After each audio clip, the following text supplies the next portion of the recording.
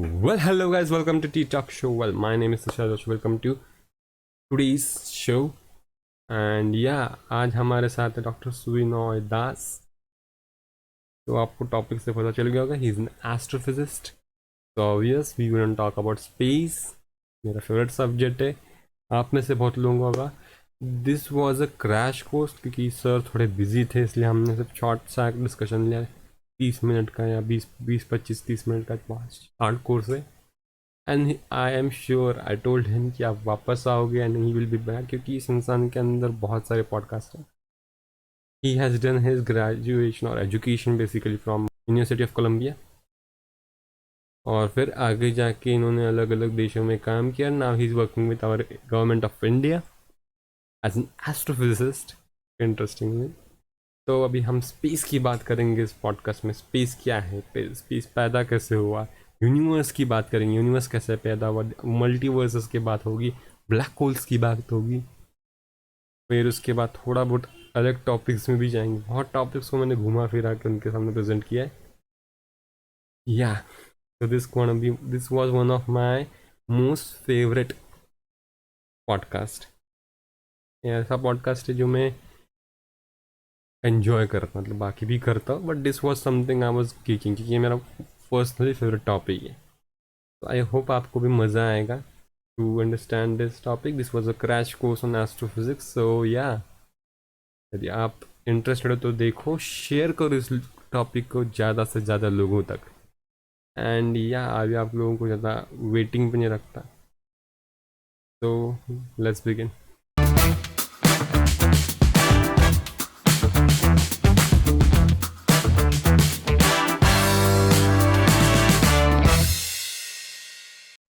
Well, hello guys, welcome back. We have Dr. Subinoy with us. Hello, Doc. How are you? Good, good. How are you feeling here? Yeah, good, because I'm excited to share what I do. Yes. Okay. So I have told people you are an astrophysicist. So, and astrophysics is a vast topic, and I don't know where to begin. So, basic से शुरू करते हैं. Astrophysics है क्या, और एक astrophysicist करता क्या as a job?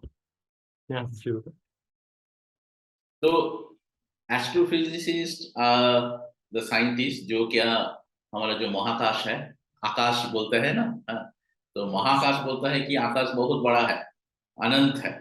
There is no limit to the space. Any direction you go you will not find a boundary. ठीक है, कोई बाउंड्री नहीं मिलेगा. तो ये आकाश में सब इतने सारे तारे सितारे, इतने सारे planets, galaxy, सब कुछ है. So astrophysics is the study where you want to know how they came, how they formed, and what will happen to them. And what are they made up of? तो उसका mechanism क्या है? तो ये सब समझना, एंड इसको गहरी में जो अंडरलाइंग लॉज है, जो फंडामेंटल लॉज, कैसे ये सब हो रहा है, तो उसको समझना ही एस्ट्रोफिजिक्स है. उसको देखना, उसको ऑब्जर्वेशन में देखना पावरफुल टेलीस्कोप से. तो हमारा घर है, हमारा ब्रह्मांड, हमारा घर के बारे में जानना, यही एस्ट्रोफिजिसिस्ट का काम है.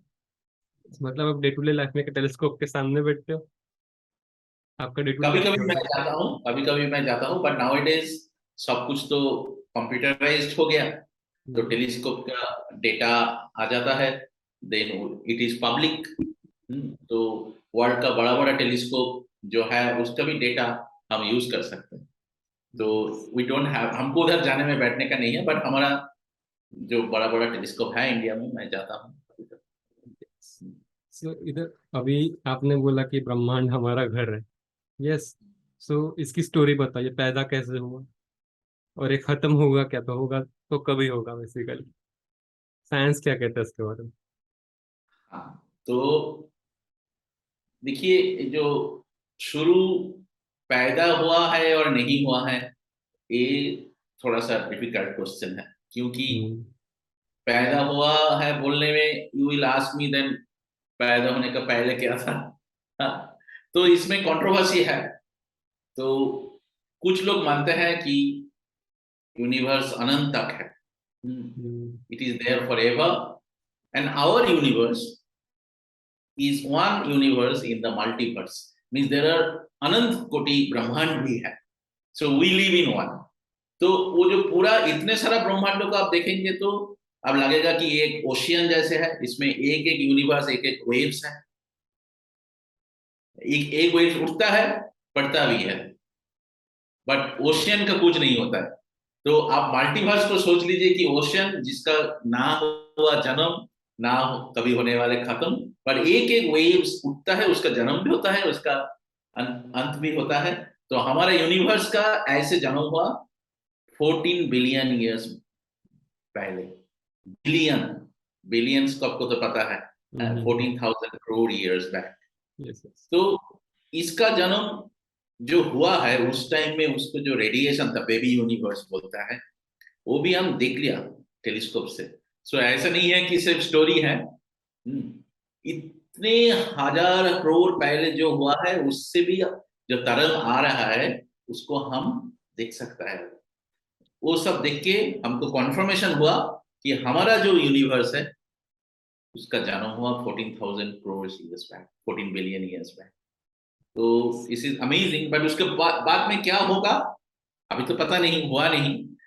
बट कुछ तो हमारे पास थ्योरी है साइंस से, कुछ तो आइडिया है, बट पूरा पता नहीं है जब हमारे यूनिवर्स को क्या होने वाला है.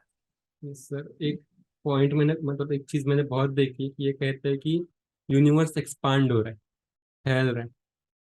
तो ये क्या हो रहा है, जरा एक्सप्लेन करेंगे क्या हो रहा है, क्यों हो रहा है? उस पर डार्क मैटर या एनर्जी की बात की जाती है इसमें.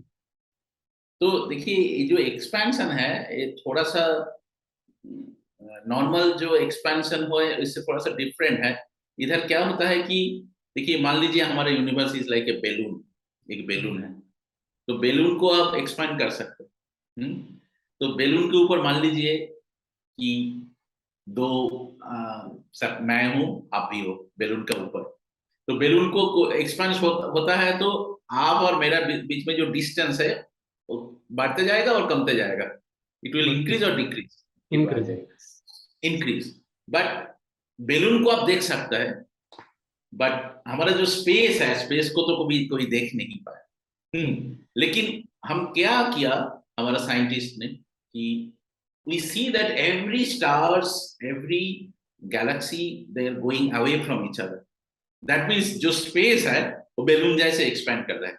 बट बेलून को हम देख सकते हैं, इधर स्पेस को नहीं देख सकता है. बट स्पेस में जो जो चीज है उसको देख के पता चला कि जो space is expanding. Expanding means क्या? सपोज मैं और आप इधर हो, हम लोग कोई मूव नहीं कर रहे, सब हम स्थिर बैठे हुए हैं. बट 1 बिलियन ईयर्स बाद हम दोनों का बीच में जो डिस्टेंस है वो बढ़ जाएगा. दैट मीन्स क्या है, हमारा बीच में जो खाली जाएगा है वो स्ट्रेच हो रहा है. तो खाली जाएगा जब स्ट्रेच होता है, सब कुछ को स्ट्रेच करना पड़ता है. ये मोबाइल भी स्ट्रेच हो जाएगा, लाइट का जो तरंग है उसका लेंथ भी स्ट्रेच हो जाएगा, सब कुछ स्ट्रेच होता है. तो यही है यूनिवर्स एक्सपैंडिंग. पर इसमें एक रहस्य है. बेलून को जब एक्सपैंड होता है, हम लगता है कि बेलून किधर एक्सपैंड हो रहा है, हमारा खाली जाएगा में. बट आप हमारा जो universe, if it is expanding, then what it is expanding into, that we don't know. हम परस्यू Okay, नहीं कर that पा रहे we don't बेसिकली. know. हम परस्यू नहीं हाँ, कर पा रहे उस चीज को. पॉसिबल. हम बोलते हैं साइंस में हमारा यूनिवर्स यूनिवर्स में ही एक्सपैंड हो रहा है. यस. हाँ, वही. Yes. So this is little interesting. तो अभी मेरे को पूरा अलग टॉपिक में ले जा रहा हूँ इससे मैं, कि हाँ. हमारे यहाँ पे बहुत सारे स्टार्स हैं, इंक्लूडिंग वो सन. तो ये पैदा कैसे होते हैं, जैसे हमारा सन कैसे पैदा हुआ? सो मैंने जो बोला, हमारा यूनिवर्स का जब जन्म हुआ 14,000 करोड़ इयर्स बैक पहले, 14 billion years back, there was nothing, only space था एंड टाइम भी था. यूनिवर्स का जब जन्म होता है बोलता है, तो इसलिए बोलता है स्पेस और टाइम का जन्म होता है. तो उसके पहले ना था स्पेस, ना था टाइम. हमारा ब्रह्मांड और कुछ ब्रह्मांड में हो सकता है, मल्टीवर्स में. तो पहले आया स्पेस एंड टाइम. तो जैसे हम घर बनाता है ना, पहले ब्रिक लगाता है, वो स्पेस बनता है ना घर के अंदर. उसके बाद तो हम घर में क्या डालते हैं, बेड डालते हैं, किचन में सामान लेके आता है. तो कैसे हुआ वो सब?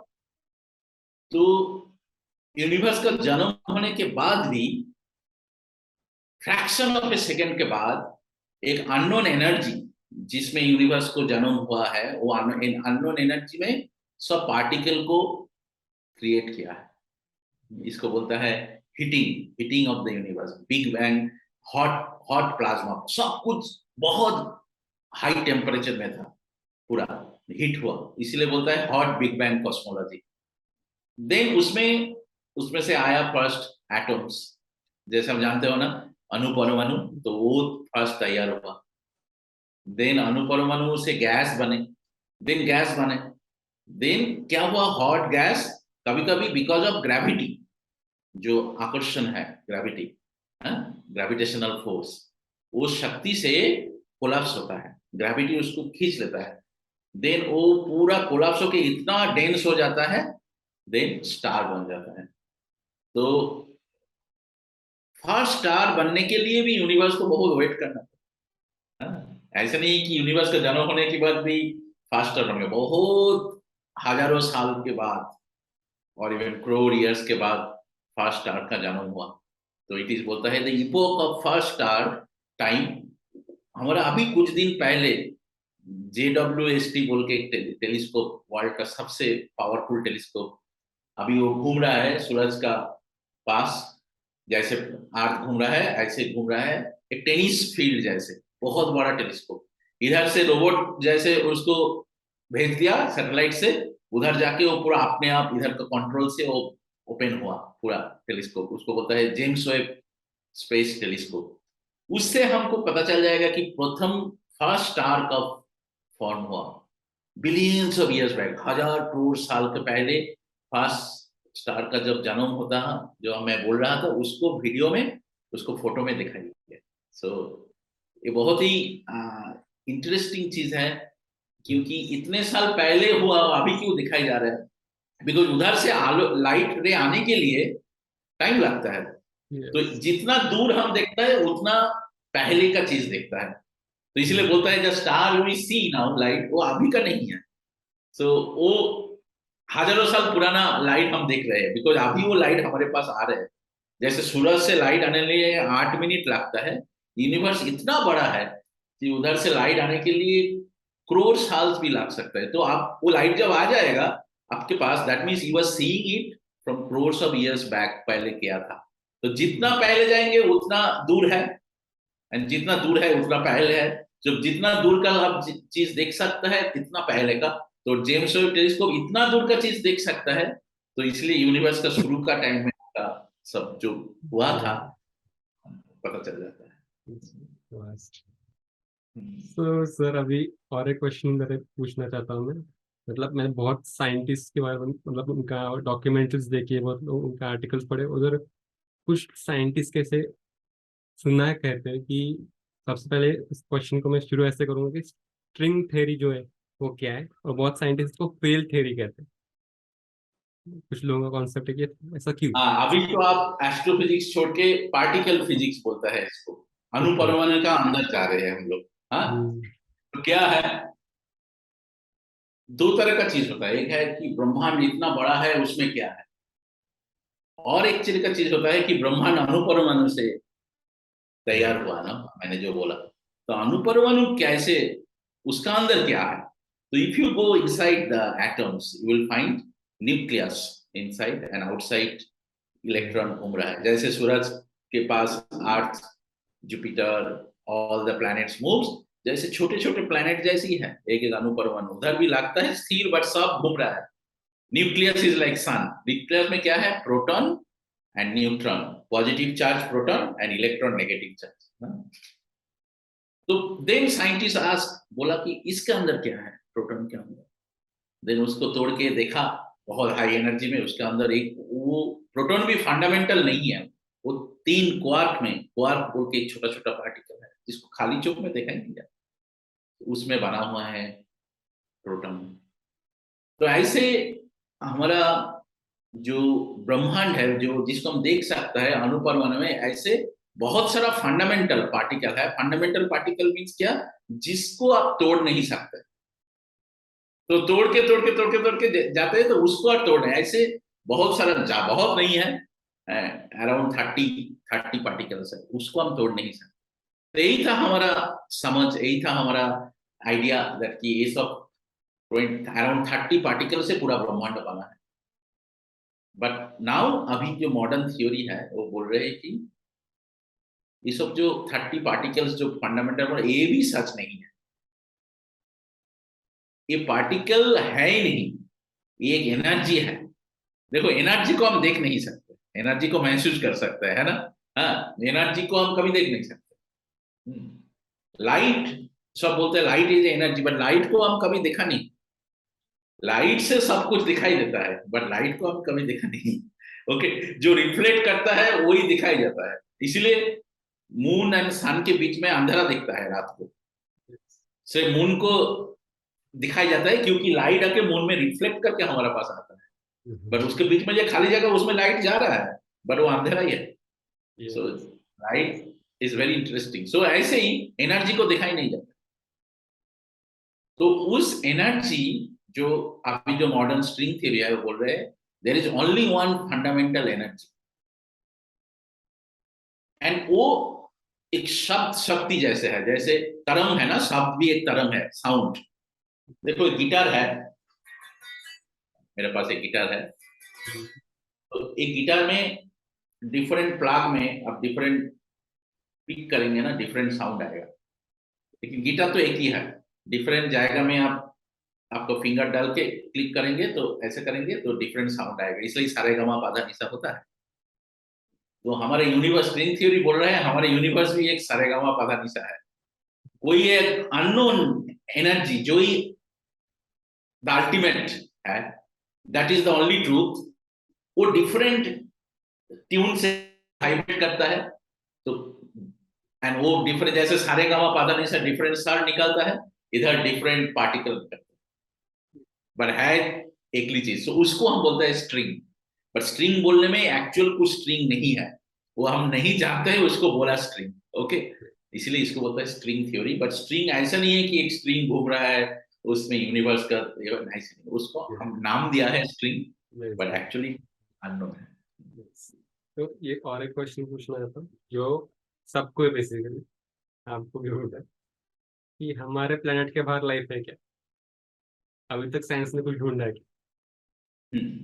देखिए, हमारा जो गैलेक्सी है इसमें around billion 2 to 500 billions of suns, मैंने सूरज, मैंने तारा, नक्षत्र, स्टार्स। तो उसका बहुत सारा नक्षत्र का बहुत सारा प्लैनेट्स है, एंड इतने सारा बिलियंस नक्षत्र है, उसके प्लैनेट है, दैट मीन्स अर्थ जैसे प्लैनेट तो हो ही सकते हैं, and we call them earth like planets. And now in modern days we are trying to find at least nearby, हमारा गैलेक्सी बहुत बड़ा है, बट एटलीस्ट हमारा आसपास जो नक्षत्र है उसमें आसपास कुछ स्टार हमारा अर्थ जैसे प्लैनेट है क्या? And we have found already earth size planets, जिसको एटमॉस्फेयर में शायद लाइफ हो सकता है। And it is not that कि मैं हमको कभी नहीं, we can never detect it, ऐसा नहीं है। If we are lucky, even this JWST, James Webb space telescope, वो और दूर का, कुछ दिन पहले ही एक न्यूज आया that it had detected one planet जिसके एटमॉस्फेयर में शायद क्लाउड का सिग्नेचर मिला। तो क्लाउड है तो वाटर है, वाटर है तो जीवन हो सकता है। एक मिनट हाँ, सर, कोई और एक क्वेश्चन पूछना है आपके इसमें से। हाँ, सॉरी टू हाँ, इंटरप्ट, कि आपने बोला कि हम ऐसे प्लैनेट्स ढूंढते हैं जिसपे जो अर्थ लाइक है, ये कैसे पता चलते हैं यहाँ से? वही इतने तो, दूर। वही साइंस का खेल है। देखिए, आर्ट लाइक मीन्स क्या? व्हेन आई से आर्ट लाइक, उसके मीन्स टेम्परेचर हम्म। अच्छा है, बहुत गर्मी बहुत ठंडा हो जाता है, लाइव नहीं हो सकता। यस। ठीक है, एंड कितने दूर है सूरज से, उसके ऊपर ही डिपेंड करता है। अब जितने दूर चला जाएंगे तो उतना कोल्ड भी हो सकता है। ठीक है, और भी बहुत सारा फैक्टर है। इसको बोलता है एक्सो प्लैनेट रिसर्च। एक्सो प्लैनेट रिसर्च में बहुत फंडिंग है, करोड़ ऑफ रुपीज, बिकॉज हमारा फंडामेंटल क्वेश्चन यही है कि हम क्या ये अलोन है क्या, हमारा जैसे और है हमारा, सिर्फ हमारा गैलेक्सी में ही हम ढूंढ नहीं पाते कि तो इतने सारे करोड़ ऑफ सूरज है। तो उसमें लाकी हो तो मिल जाएगा, बट ऐसे बहुत सारा गैलेक्सी है, thousands and crores of such galaxy, billions of galaxy. तो स्टैटिस्टिकली बोलता है और प्रोबेबिलिटी में बोलता है, तो definitely we are not alone. But वो तो अल्टीमेट बात नहीं है, हमको ढूंढना पड़ेगा कोई है कि नहीं।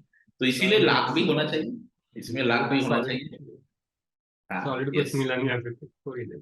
सो सर, एक और एक क्वेश्चन पूछना था, एस्ट्रोफिजिक्स इस टॉपिक में हमारा देश कहाँ पे है? India, India as a India हम कहाँ पे क्या कर रहे हैं?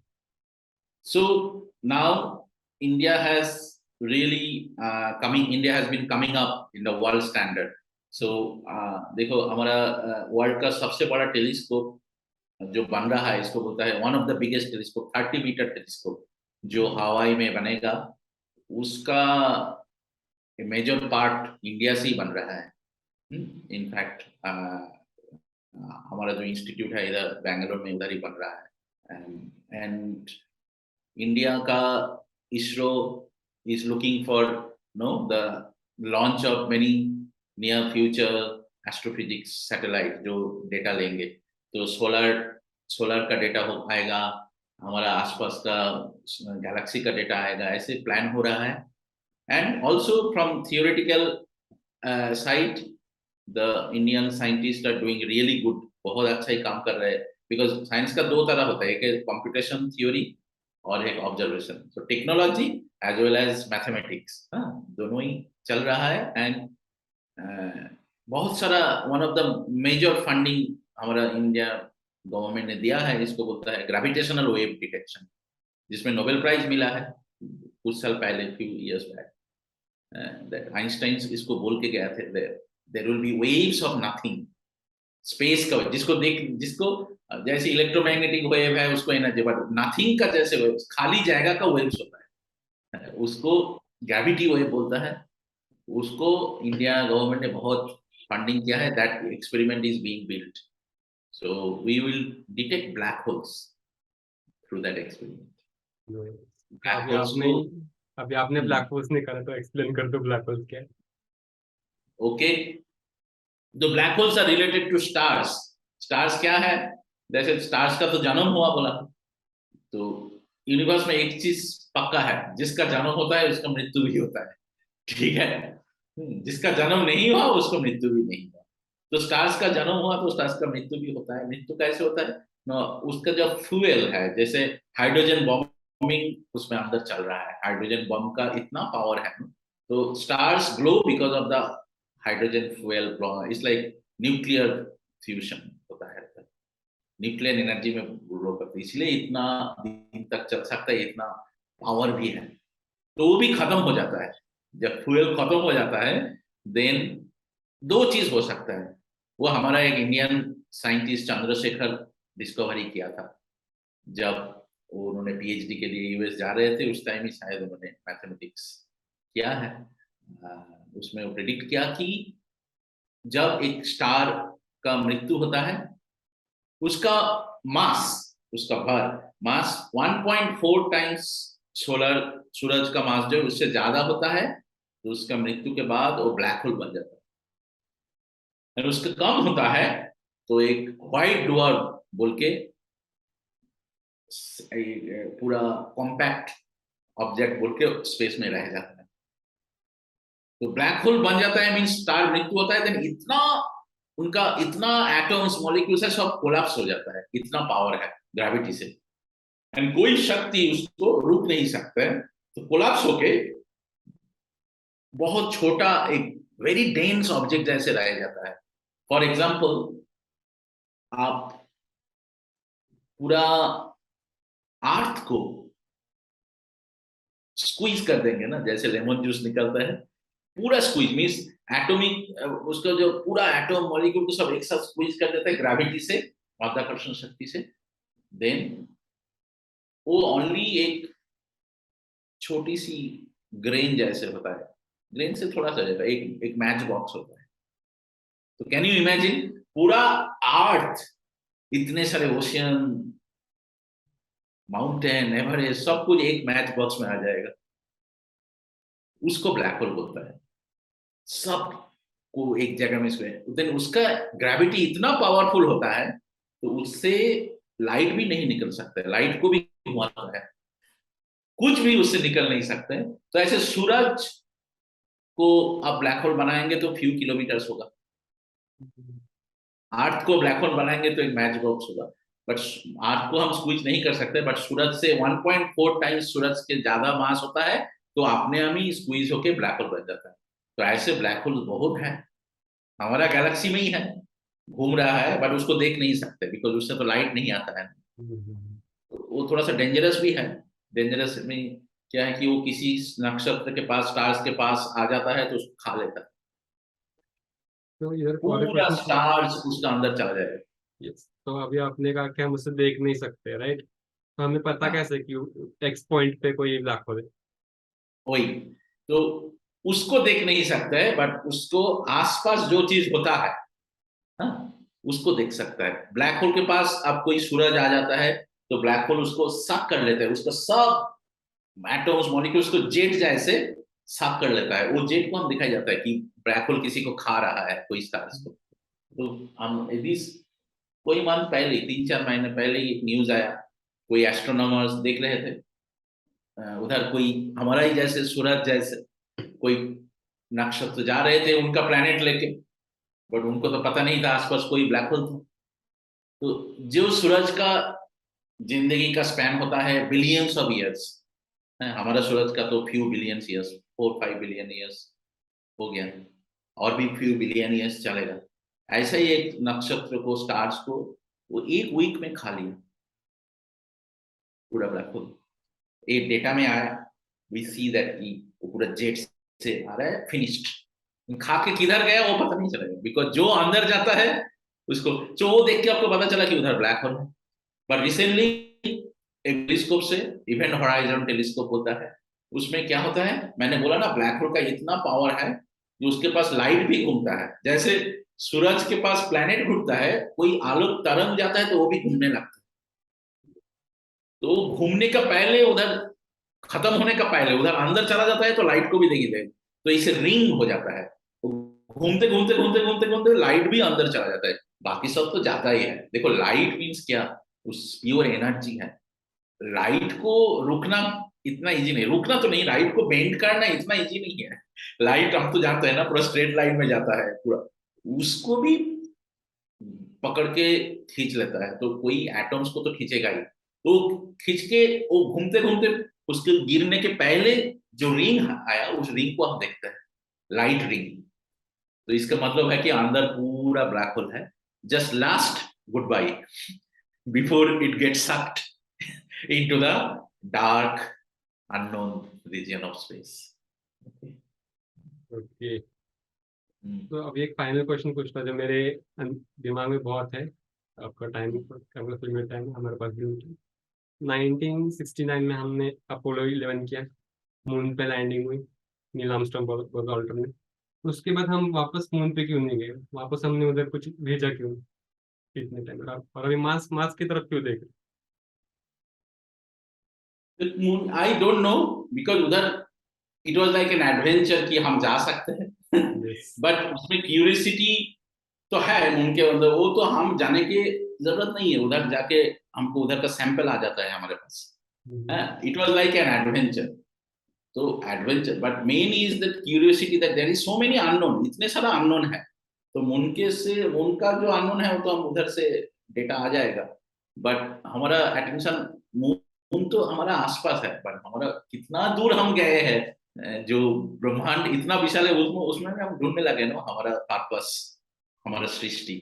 तो इसीलिए फंडिंग तो लिमिटेड है, तो सब तो मून में नहीं जा सकते, तो वही इसीलिए बाकी सब में फंडिंग शायद यही लगता है मेरे को, but I don't know, it's a decision of the government.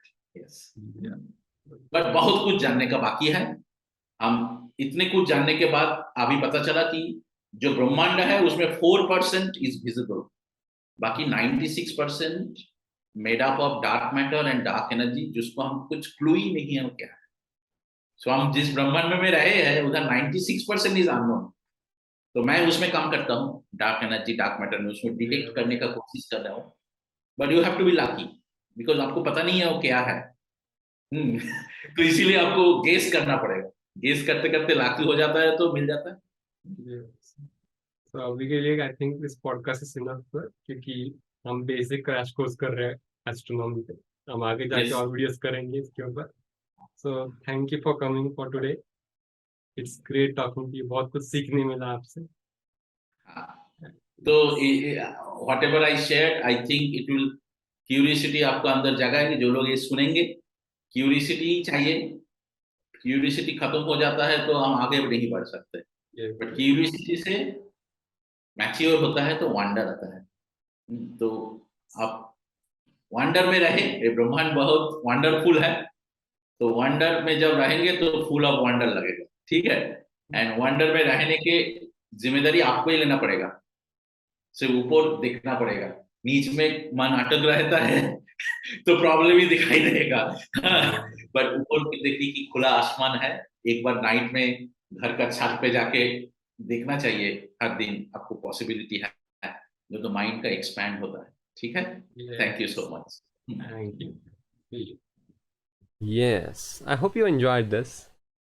Enjoy किया है, यहाँ तक आए हो तो मतलब एंजॉय किया होगा ऑब्वियसली। यदि एंजॉय किया तो प्लीज़ सब्सक्राइब कर दो, नहीं किया होगा तो सब्सक्राइब किया है तो लाइक और शेयर करो ऑब्वियसली। और यदि आपके पास कुछ टॉपिक्स होंगे या इसी टॉपिक को लेकर कुछ क्वेश्चंस होंगे तो प्लीज़ कमेंट में डालो। You can ask them to him. आपके क्वेश्चंस पहुंचाने की जिम्मेदारी मेरी। आपके क्वेश्चन उन तक पहुंचेंगे, इसकी गारंटी मेरी। बस नीचे हैशटैग टी टॉक शो, उसके आगे आपका क्वेश्चन नीचे रखो और स्प्रेड करो। Okay, and I will see you in next video. तब तक कीप वॉचिंग, की सब्सक्राइबिंग। बाय।